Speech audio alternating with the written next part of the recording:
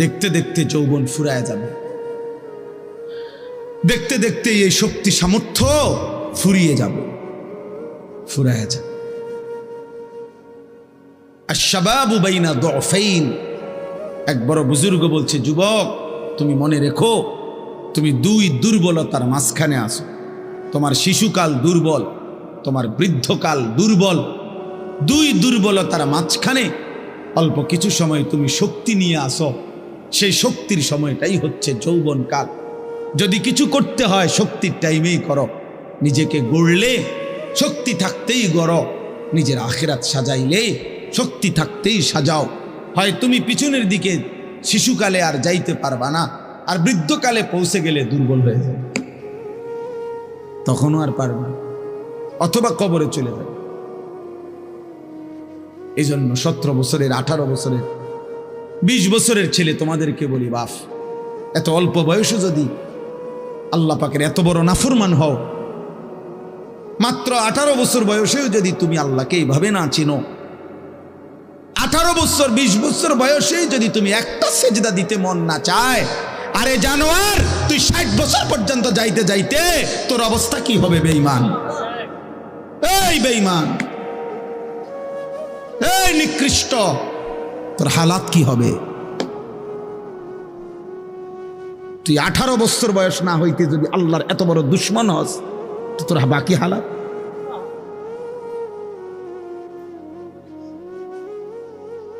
বিশ বছর না আইতেই যদি তুই এত নারী দেখে ফেলো, এত উলঙ্গ ছবি দেখো, জানোয়ার, বাকি জীবন তাহলে কি দেখবা? হাইওয়ান বলো,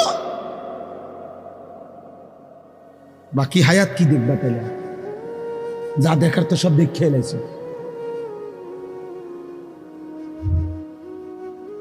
এরপরে কি করবা?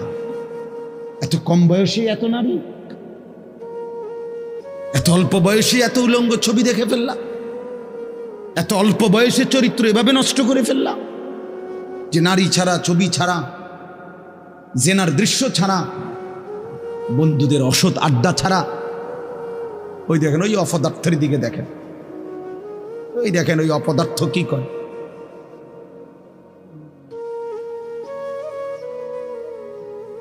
এই জন্য বললাম ভাই,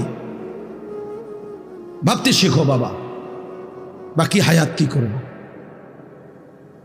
বাকি হায়াত কেমনে চলবে? তাইলে এত কম বয়সে যদি কেউ এত চরিত্রহীন হয়, তার সামনের হালাতটা কি বলে? 40 বছর পুষতে পুষতে তার অবস্থা কি হবে? 60 বছর, 365 দিন, যে কোনো দিন খোদার 1 বছরে ফজরের নামাজ পড়ে নাই, পরে আর আল্লাহ মনে করাই দিবে কে? হ্যাঁ, বুঝো নাই ভাইয়া? 1 বছর যারে আল্লাহ ভুলাই গেল, তো তোমারে আর মনে করাবে কে? কে আছে তোমার এরপরে? আর যে সময় তোমার মাথার উপরে বাবা দাদা তাদের ছায়া আছে, তখনই যেহেতু তুমি আল্লাহ ভুলে গেছো, তো যখন তোমার বাপ মরে যাবে, দাদা মরে যাবে, মা মরে যাবে, তখন তোমারে আল্লাহর কথা মনে করাই দিবে কে?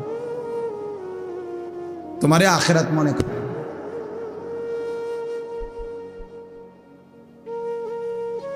ছোটবেলায় আমার মনে আছে, আমার ছোট্টবেলা থেকে আমার মা সারাটা জীবন মা আম করে নামাজের কথা জিগাইছে। আমি প্রায় বলি, এখন আমার মার বয়স কমপক্ষে 70 হবে, আমার আম্মার কিচ্ছু মনে নাই, কিছু বলতে পারে না, অসুস্থ। একটা ট্যাবলেট দিলে আধা ঘন্টায়ও মা ট্যাবলেটটা খায় না, বোঝে না কিতা হুঁ কইলে কই মা এটা খান না, খান। পানি মুখে দিলে জোর করে মা এটা ধরে রাখে, মা এটা বোঝে না যে এটা খাওয়া দরকার, মানে এই কথাটাই বুঝে পারি না বলি, এখন এমন দুর্বল হয়ে গেছে। সেই মা আমার এখনো আমরা কথা বললে আমি করে জিগা, আমারে তো জিগা, পুত নোয়া ধরছে, কসম আল্লাহ, মা আমার এখনো আমার জিগা, পুত নামা ধরছে, নোয়া ধরছে। মা আমারে সবসময় বলে, এখনো বলে, মা পুত কতখানে ওয়াজে যাও, মানুষের লগে চাই টাকা পয়সা লইয়া ঝামেলা করো। তো আমার 44 বছর বয়স, 44 বছর বয়সে আমি মায়ের সেই নজর নেগরানি। আলহামদুলিল্লাহ, তোমার 18 বছর বয়সেই তোমার আব্বাও তোমারে বলে না, মাও বলে না, সমাজের কেউ ডাকে না।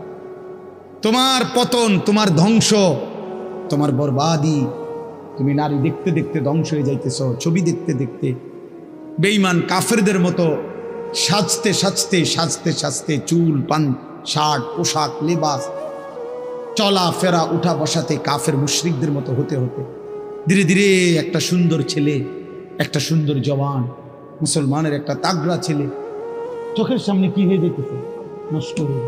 এই সমাজ তাকায় তাকায় দেখতেছে। বুঝছেন চাষা, ব্যাপারটা চিন্তা করে দেখেন তো চাষা, বিষয়টা কি ভাইয়া? একটা ছেলে বলো বাপ,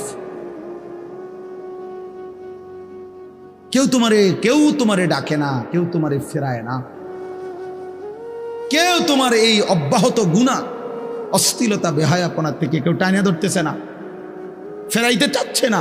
আহা, মনে হয় যেন চোখের সামনে জাহান্নামের আগুনের দিকে যাচ্ছে, ধাও ধাও আগুনের দিকে, সবাই যেন দেখতেছে ঠিক আছে আগাও। চল, ومن يشاقق الرسول من بعد ما تبين له الهدى ويتبع غير سبيل المؤمنين। আল্লাহ বলেন আমার রাসূলের মাধ্যমে আমি সব কিছু স্পষ্ট করে বলে দেওয়ার পরেও যারা আমার রাসূলের বিরুদ্ধাচরণ করবে, ওয়াত্তাবি গায়রা সাবিলিল মুমিনিন, আমার প্রকৃত ঈমানদার যেই পথে চলে এই পথের উল্টো পথে যে চলবে, আল্লাহ বলেন আমার রাসূলের বিরুদ্ধাচরণ যে করবে, আমার ঈমানদার মুমিনের পথের উল্টো পথে যে চলবে, নুওয়াল্লিহি মা তাওয়াল্লা, আমি আল্লাহ তাকে সেই উল্টো পথেই চালাবো, ওয়া নুসলিহি জাহান্নাম, একদিন তারে ধাক্কা মেরে জাহান্নামেই ফেলে দেব। খোদার কসম বন্ধু, আল্লাহ বলেন চলতে চলতে নাফরমান, গুনার, অসভ্যতার, অশ্লীলতা, সুদ আর হারাম, কিস্তি আর হারাম রোজগার করতে করতে চাচা 60 বছর পরে একদিন ফেরেশতা তোমারে লাথি দিয়া কবরে পাঠায় দিব। বলবে যা সুদখোর যা কবরে, যা কিস্তিখোর হারামখোর যা কবরে যা। জীবনভর ওজনে কম দিলি, জীবনভর হারাম রোজগার করলি না ফরমান, যা এখন যা কবরে। এত লম্বা হায়াত, এত লম্বা রাত, লম্বা দিন, কখনোই আল্লাহকে মনে পড়লো না, হালাল হারাম মনে পড়লো না। আল্লাহ বলেন একদিন আমি তোকে পৌঁছায় দেব কবরে। আল্লাহাকুমুত তাকাসুর হাত্তা যুরতুমুল মাকাবির। আল্লাহ বলে বান্দা দুনিয়ার নেশায় পড়ে ডুবে গেলা, আল্লাহ বলেন আখিরাতকে বান্দা ভুলে গেলা। শুধুমাত্র তাকাসুর, বাড়ানোর নেশা, বাড়ানোর, আরো টাকা, আরো বাড়ি, আরো গাড়ি, আরো নারী, আরো সুন্দরী, আরো দুনিয়া, আরো আরো আরো আরো। আল্লাহ বলেন বাড়াইবার এই পাগলা নেশা তোমারে দুনিয়ায় ডুবায়া দিল, আখিরাত ভুলায়া দিল। হাত্তা যুরতুমুল মাকাবির, এরই মাঝে কিন্তু একদিন বান্দা সত্যিকারে ঠিক ঠিক একদিন তোমার মোলাকাত হবে কবরস্থানে। হাত্তা যুরতুমুল মাকাবির, অচিরেই তুমি পৌঁছে যাবে, সাক্ষাৎ হবে কবরস্থানে। কাল্লা সাউফা তা'লামুন, তাফসীরে লিখছে ফিল কবরে। আল্লাহ বলেন সেই কবরে পৌঁছলেই আমি আল্লাহ তোমাকে জানায় দেব বান্দা আমার একটা একটা নাফরমানির শাস্তি কি। কি মনে করছো বান্দা, ভাত দুগা খাওয়াইছি দেখা নাফরমান, তুই মনে করছো তো আমি আল্লাহ তোরে দেখি নাই না? বেটা আমি তো ভাত তরকারি, বেটা খাদ্য খাবার তো আমি কুত্তারও খাওয়াই, বেটা তোরে খাওয়াবো না কেন? তোরে আমি ভাত খাওয়াইছি দেখা, তোরে আমি ঘুম পাড়াইছি, তোরে আমি পেশাব পায়খানা করতে দিছি, তোরে আমি কিছু বলি নাই, দুনিয়ায় ছেড়ে দিছিলাম বান্দা, আমি তো সব বলেই দিছি। ইন্না হাদাইনাহুস সাবিলা,